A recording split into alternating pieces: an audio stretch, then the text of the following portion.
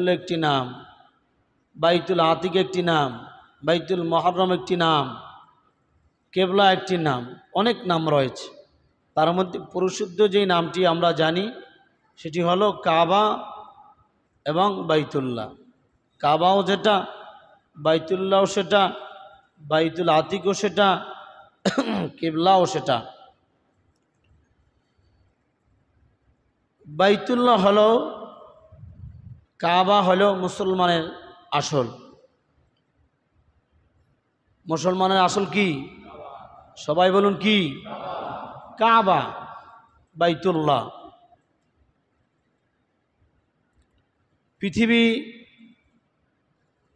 পৃথিবীর যে প্রান্তে মুসলমান আছে সকলের কেবলা কোনটা? কাবা।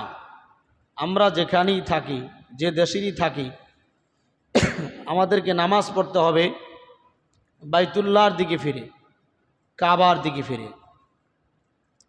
কোনো মানুষ যদি কাবার দিকে ফিরে নামাজ না পড়ে, বাইতুল্লাহর দিকে ফিরে নামাজ না পড়ে, তার নামাজ হবে? এই জন্য বাইতুল্লাহ আসল, বাইতুল্লাহ আসল, কাবা আসল। কাবা আসল হওয়ার পিছনে আরও বহুত কারণ। কাবা হলো পৃথিবীর সর্বপ্রথম ঘর। সুবহানাল্লাহ পড়েন। কাবা কি? পৃথিবীর সর্বপ্রথম ঘর। আল্লাহ সুবহানাহু ওয়া তাআলা মানুষ সৃষ্টি করার 2000 বছর আগে ফেরেশতাদের মাধ্যমে এই কাবা ঘরের নির্মাণ শুরু করেছিলেন। মানব সৃষ্টির আগে কাবা না মানব সৃষ্টির পরে কাবা? কত আগে? 2000 বছর আগে আল্লাহ তাআলা ফেরেশতাদের মাধ্যমে এই কাবা সৃষ্টি করেছিলেন। এবং এই কাবাটা হলো পৃথিবীর মধ্যভাগে। কাবার যেখানে ভিত্তি স্থাপন, কাবার যেই চত্বর, ওই কাবা থেকে আল্লাহ তাআলা পৃথিবীর জমিনকে সম্প্রসারিত করেছেন। পৃথিবী ছিল পানিময়, জমিনের কোনো চিহ্ন ছিল না। আল্লাহ সুবহানাহু ওয়া তাআলা পৃথিবীতে সম্প্রসারিত করেছেন, সেটির মূল জায়গা হলো কাবা। কোথায়? কাবা সৃষ্টির আগে, বাইতুল্লাহ তৈরি করার আগে জমিন ছিল না, পুরোটা ছিল পানি।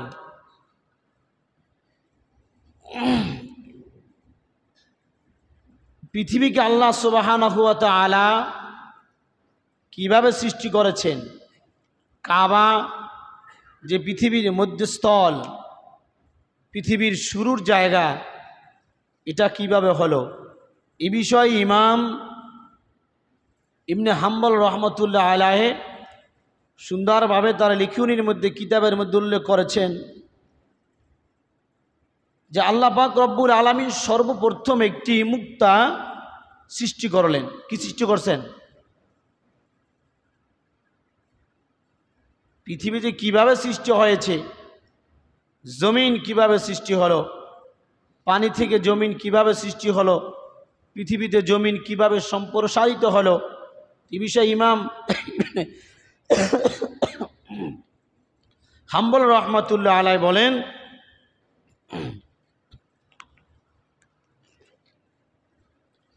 আল্লাহ সুবহানাহু ওয়া তাআলা সর্বপ্রথম একটি মুক্তা সৃষ্টি করলেন। অতঃপর সেই মুক্তার দিকে রব্বুল আলামিন তার মহান কুদরতের নজর দান করলেন। সুবহানাল্লাহ বলেন। কি সৃষ্টি করছে? জোরে বলুন। মুক্তা। মুক্তা সৃষ্টি করে রব্বে কারিম তার মহান কুদরতের নজর যখন মুক্তার দিকে দিয়েছেন, তখন মুক্তা গলে পানিতে পরিণত হয়ে গেছে।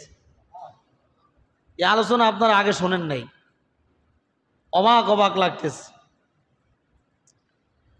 তাহলে প্রথম আল্লাহ তাআলা একটি মুক্তা সৃষ্টি করলেন। মুক্তা সৃষ্টি করার পর রব্বে কারিম মুক্তার দিকে তার মহান নজর দৃষ্টি দিলেন। দেওয়ার সঙ্গে সঙ্গে মুক্তা গলে পানিতে পরিণত হয়ে যায়।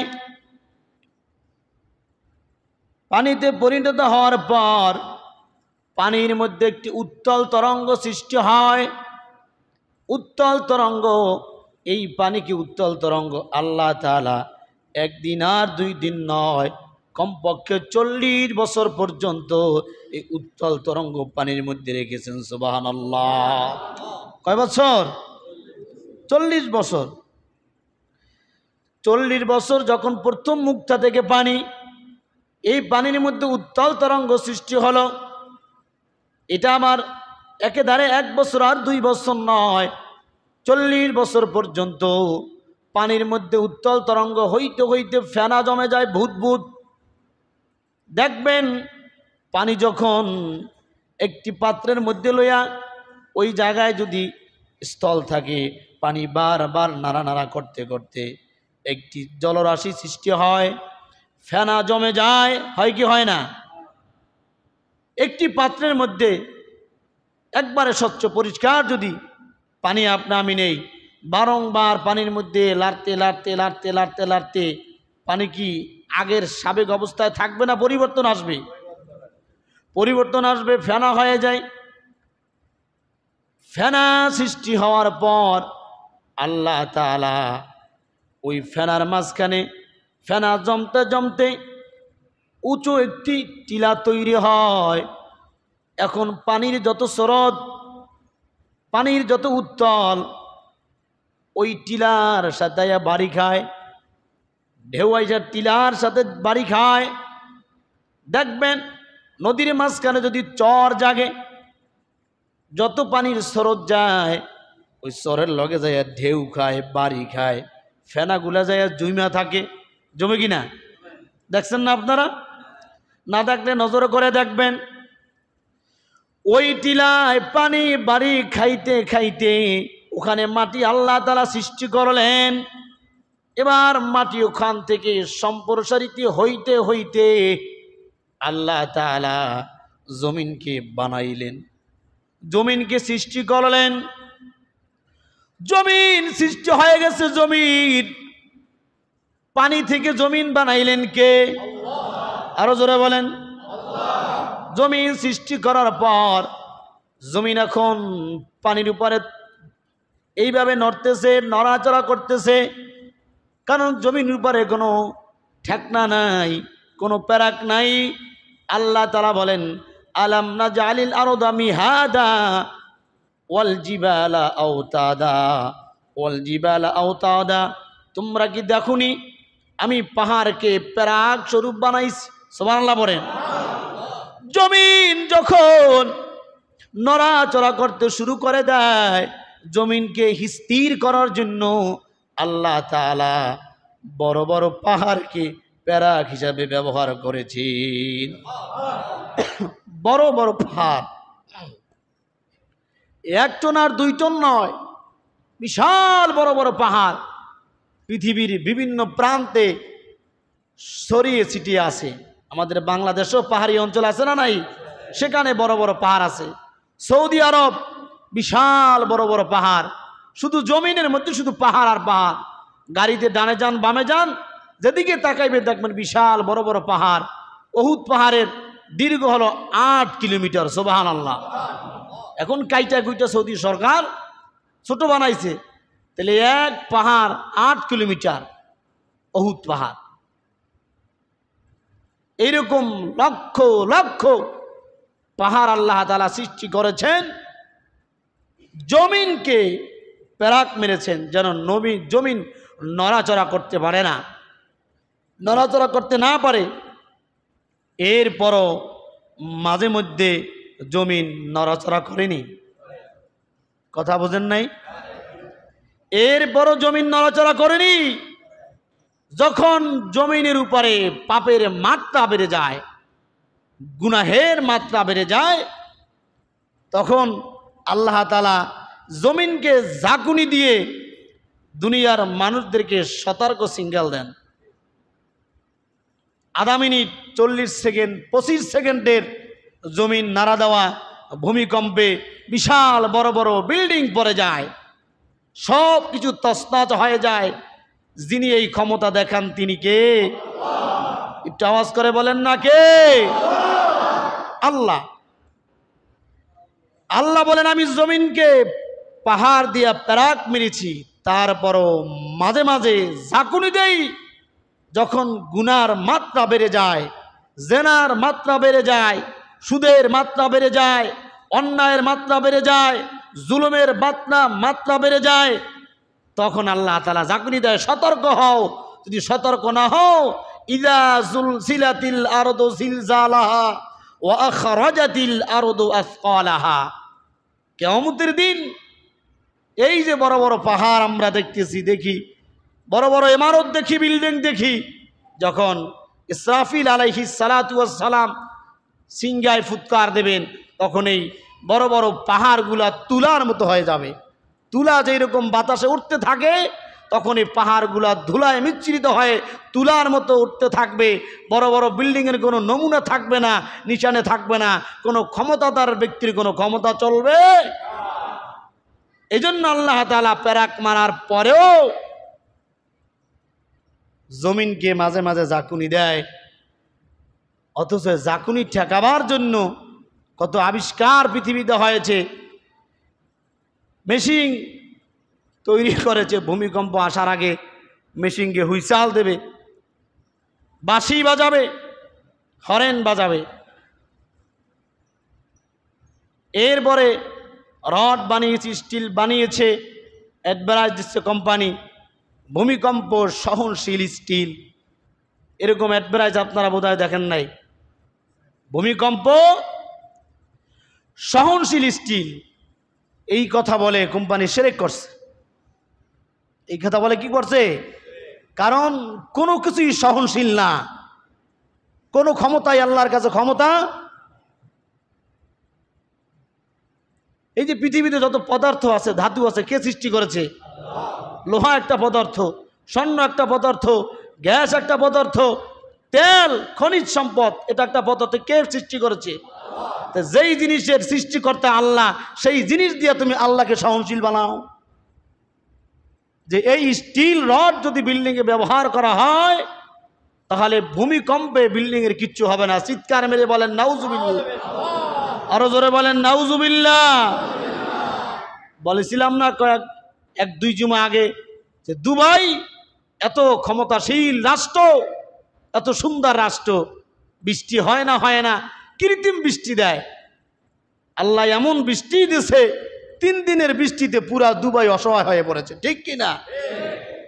এয়ারপোর্টে বিমান পুঁটি মাছের মতো মাথা দেখা যায়, রাস্তাঘাটে বড় বড় গাড়িগুলা পুঁটি মাছের মতো সাঁতার কাটে, অসহায় হয়ে পড়েছে। যিনি এই ক্ষমতা দেখাইছে তিনি কে? আওয়াজ করে বলেন কে? ওই আল্লাহ এখন আসেনি? আল্লাহর ক্ষমতা আসেনি? আল্লাহ দেখায়নি? নাফরমান বেঈমানেরা বোঝে না। জিকির করি লা ইলাহা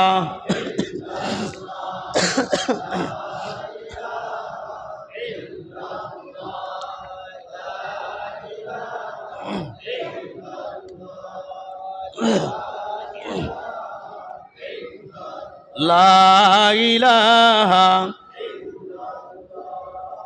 লা ইলাহা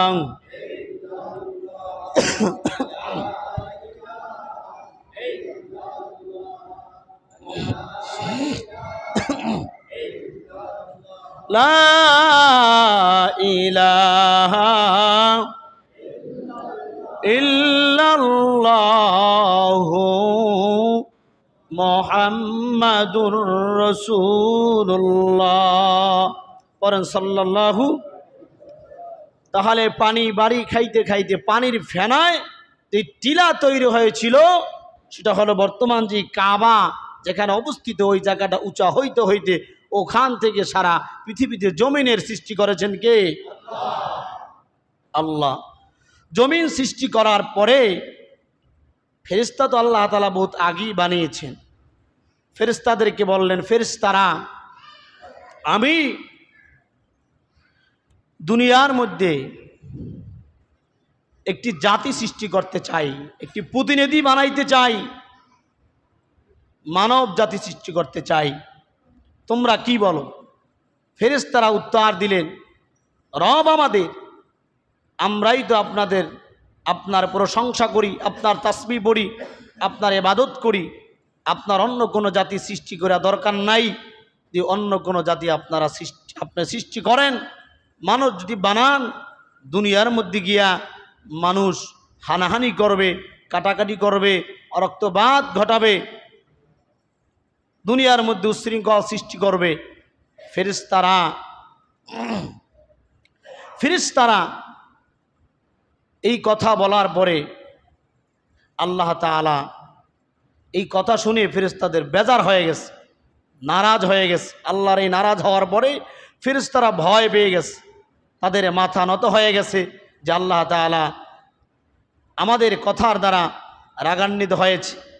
তো মাথা নিচা করে দিয়ে ভয়ে ভয়ে আল্লাহর কাছে তওবা করতেছে। আর যেই জায়গায় প্রথম মাটিটা উঁচু হয়েছে ওখানে ফেরেশতারা 7টা বার চক্কর দিয়েছে। সুবহানাল্লাহ পড়েন। কয়বার? 7 বার চক্কর দিয়া আল্লাহর কাছে তওবা করছে, আল্লাহ ভুল হয়েছে। তখন আল্লাহ তাআলা ফেরেশতাদেরকে মাফ করে দিলেন এবং অর্ডার করলেন, যেই জায়গায় তোমরা চক্কর দিয়েছ ওই জায়গায় একটা ঘর বানাও। সুবহানাল্লাহ বলেন। যেই জায়গায় তোমরা চক্কর দিয়েছ ওই জায়গাটা ঘর বানাও। ওই ঘরটা আমি যেই জাতি বানাবো, আদম সন্তান, তারাও যদি কোনো সময় নাখুশি কাজ করে, আমি আল্লাহর অবাধ্য কাজ করে, তারা যদি অনুতপ্ত হয়ে এই ঘরে আইসা তওবা করে আর আমার কাছে ক্ষমা চায়, তাহলে আমি আল্লাহ তাআলা তাদেরকে মাফ করে দিব। তখন আল্লাহ সুবহানাহু ওয়া তাআলার অর্ডারে ফেরেশতারা সর্বপ্রথম কাবা ঘর নির্মাণ করলেন। সর্বপ্রথম কাবা ঘর কারা নির্মাণ করছে? জোরে বলেন, কারা? সর্বপ্রথম কাবা ঘর নির্মাণ করলেন ফেরেশতারা। এরপরে আল্লাহ তাআলা আদম আলাইহিস সালামের সৃষ্টি করলেন। আদমকে আল্লাহ তাআলা বানাইলেন। আদম কিসের তৈরি? কথা কয় না। আমি শুরুতেই বলেছিলাম কাবা আমাদের আসল, এ কথা শুরুতে বলছি কিনা? আল্লাহ তাআলা কাবাঘর সৃষ্টির পর ফেরেশতাদের বানাইছেন। এখন যেইভাবে যত সুন্দর চাকচিক্য ওই সুন্দর ছিল না, মাত্র নমুনা একটা ঘর বানাইলেন। আদমকে আল্লাহ তাআলা বানাইলেন। ও দুনিয়ার উম্মত, আদমকে আল্লাহ তাআলা যে মাটি দ্বারা সৃষ্টি করেছেন সেটা হলো এই কাবা ঘরের মাটি। ফেরেশতারা প্রথম নির্মাণ করলেন কাবা। আদম আলাইহিস সালামকে আল্লাহ তাআলা মানুষ হিসাবে দুনিয়াতে পাঠাইলেন। এরপরে মানুষের মধ্যে সর্বপ্রথম ফেরেশতা আল্লাহ তাআলা ফেরেশতা কাবা বানাইলেন। মানুষের মধ্যে আদম আলাইহিস সালাম কাবা নির্মাণ করলেন। আদম আলাইহিস সালামের পরে আদম আলাইহিস সালামের সন্তান শীশ আলাইহিস সালাম কাবা নির্মাণ করলেন। শীশ আলাইহিস সালামের পরে কাবা নির্মাণ করলেন হযরত ইব্রাহিম এবং তার সন্তান ইসমাইল। পঞ্চম কাবা ঘর নির্মাণ করলেন, সংস্কার করলেন আমালিক একটা সম্প্রদায়, ওই সম্প্রদায়ের লোক। 6ষ্ঠ নম্বর কাবা ঘর নির্মাণ করলেন, সংস্কার করলেন দুরহাম নামক একটা গোত্র ছিল সম্প্রদায়, তারা। 7ম কাবা ঘর সংস্কার করলেন উসাইব বিন কিলাব একটা গোত্র ছিল, তারা। 8ম কাবা ঘর সংস্কার করলেন, নির্মাণ করলেন মোজার সম্প্রদায়। 9ম নম্বরে মক্কার কুরাইশকে নিয়ে হযরত মুহাম্মদ রাসূলুল্লাহ সাল্লাল্লাহু আলাইহি ওয়াসাল্লাম, এটার মূল স্থাপনা যেখানে ফুটে উঠেছে ওইটা মুহাম্মদ সাল্লাল্লাহু আলাইহি ওয়াসাল্লাম স্থাপন করলেন। 9ম নম্বরে মুহাম্মদ রাসূলুল্লাহ সাল্লাল্লাহু আলাইহি ওয়াসাল্লাম কাবা ঘর নির্মাণ করলেন। এবং যে পাথর আমরা চুমা খাওয়ার জন্য পাগল হয়ে যাই, হজরে আসওয়াদ, ওই হজরে আসওয়াদটা মুহাম্মদুর রাসূলুল্লাহ সাল্লাল্লাহু আলাইহি ওয়াসাল্লাম তার স্বয়ং হাত মোবারক দ্বারা ওখানে স্থাপন করে দিয়েছে। হজরে আসওয়াদ কালো পাথর, অথচ যখন এটা একটি জান্নাতি পাথর, এই পাথর ছিল হজরে আবিয়াস, একবারে শুভ্র সাদা, একেবারে শুভ্র জান্নাতি পাথর। এটার আরেকটি ঘটনা আছে, কিভাবে নবীজি মুহাম্মদ সাল্লাল্লাহু আলাইহি ওয়াসাল্লাম এই হজরে আসওয়াদকে, এই পাথরকে, জান্নাতি পাথরকে ওখানে লাগাইলেন। কুরাইশদের মধ্যে সবাই এই পাথরকে কাবা ঘরে লাগাবার জন্য সৌভাগ্যমান মনে করতেন। এই গোত্রের মধ্যে একটি দ্বন্দ্ব লেগে গেছে, কেউ বলে আমরা, কেউ বলে আমরা। তখন সবাই সিদ্ধান্ত করলো যে আমরা মুহাম্মদ সাল্লাল্লাহু আলাইহি ওয়াসাল্লামকে যাব, উনি যে সিদ্ধান্ত দেবে ওই সিদ্ধান্ত আমরা মেনে নেব। সুবহানাল্লাহ। সবাই মিলে মুহাম্মদ সাল্লাল্লাহু আলাইহি ওয়াসাল্লামের কাছে গেলেন, মুহাম্মদ ভাতিজা, এই পাথর নিয়ে আমাদের মধ্যে দ্বন্দ্ব হয়ে গেছে, কেউ বলে আমরা লাগাইয়া ভাগ্য অর্জন করব, তারা বলে আমরা, এখন এইটার সমাধান কি? নবীজি বললেন, আপনারা একটা রুমাল অথবা চাদর বিছান। আল্লাহু আকবার। একটি রুমাল অথবা চাদর বিছানো হলো, সবাই পাথর ধরে ওই রুমালের মধ্যে রাখলো, রুমালটা সবাই, চাদরটা সবাই চতুর্দিক দিয়ে ধইরা কাবা ঘরের কাছে নিয়ে গেছে, আর নবীজি তার হাত মোবারক দ্বারা ওই জায়গায় লাগাই দিচ্ছে। সবাই মাইনে গেছে। হজরে আসওয়াদ ওটা হলো গুনাহ চুইসা নেওয়ার একটা পাথর। মানুষের গুনাহ চষতে চষতে ওই হজরে আবিয়াস থেকে এখন হজরে আসওয়াদ হয়ে গেছে, কালো হয়ে গেছে। যত মানুষই উমরায় যাক আর হজে যাক, তাদের একটা টার্গেট থাকে হজরে আসওয়াদকে চুমা দেওয়ার জন্য। যাদের ভাগ্য ভালো, যাদের নসিব ভালো, তারা দিতে পারে হজরে আসওয়াদ। তো মুহাম্মদ সাল্লাল্লাহু আলাইহি ওয়াসাল্লাম নবম সংস্কারে তিনি হজরে আসওয়াদকে ওখানে লাগিয়ে দিলেন। সেটা এখনো আছে, কিয়ামত পর্যন্ত থাকবে। যত মানুষ মুসলমান উমরা এবং হজ করতে যাবে, ওই হজরে আসওয়াদ দেখবে, সম্ভব হলে চুম্বন করবে। আল্লাহু আকবার। এরপরে 10 নম্বরে হিজরি 64-তে হজরত আব্দুল্লাহ ইবনে জুবাইর রাদিয়াল্লাহু তাআলা আনহু কাবা ঘরের সংস্কার করেছেন। 11 নম্বরে হিজরি 74-এ হাজ্জাজ বিন ইউসুফ তিনি এটার সংস্কার করেছেন। 12 নম্বরে 1040 হিজরিতে 12তম বার উসমানিয়া খলিফা তুরস্কের 4র্থতম বাদশাহ মোরাদ রহমাতুল্লাহ আলাইহি তিনি এটাকে নির্মাণ করেছেন। 13 নম্বরে 1417 হিজরি মোতাবেক 1995 সনে বাদশাহ ফাহাদ বিন আব্দুল আজিজ কাবা শরীফের ব্যাপক সংস্কার করেছে, যেটা এখনো বর্তমানে দৃশ্যমান। এই ফাহাদ বিন আব্দুল আজিজ ইনি এই অবকাঠামোর যেই সৌন্দর্যতা বর্ধন করেছেন, মূল কাঠামো যে এরিয়া দিয়েছেন 1995 সনে এটা করেছিলেন ফাহাদ বিন আব্দুল আজিজ রহমাতুল্লাহ আলাইহি। এরপরে আর কাবা ঘরের পূর্ণ নির্মাণে কেউ কিছুই করে নাই, টুকিটাকি সৌন্দর্য বর্ধনের কাজ এখন চলতেছে এবং এটা কিয়ামত পর্যন্তই চলবে। তাহলে এই কাবা শরীফ প্রথম নির্মাণ করেছেন কারা? জোরে বলেন। এইভাবে সংস্কার হইতে হইতে 13তম বার 13 বার সংস্কার হয়েছে। 13তম বারে সংস্কার করেছেন কে?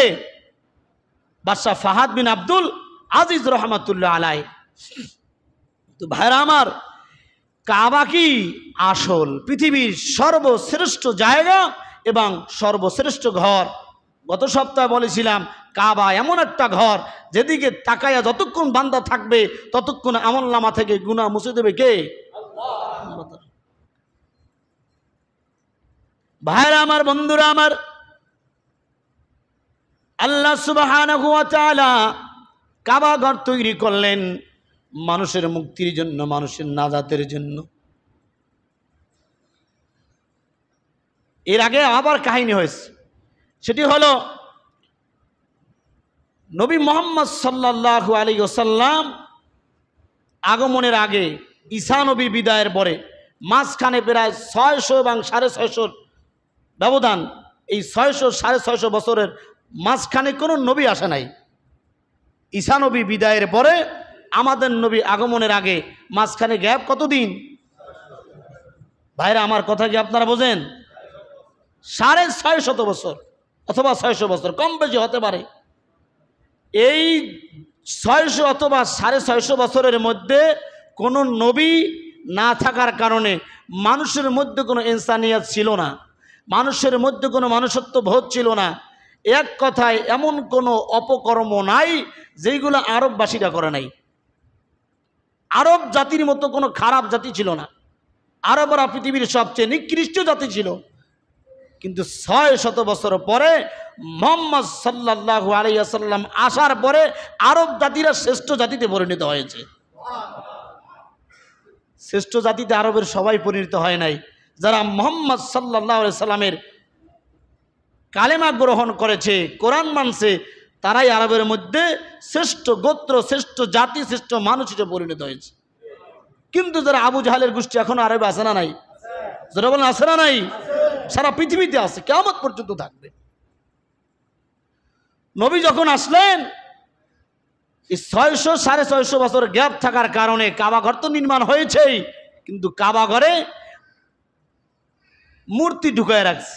কত মূর্তি জানি? হ্যাঁ, ৩৬০টা মূর্তি। মূর্তির ব্যবসা ছিল আরবদের।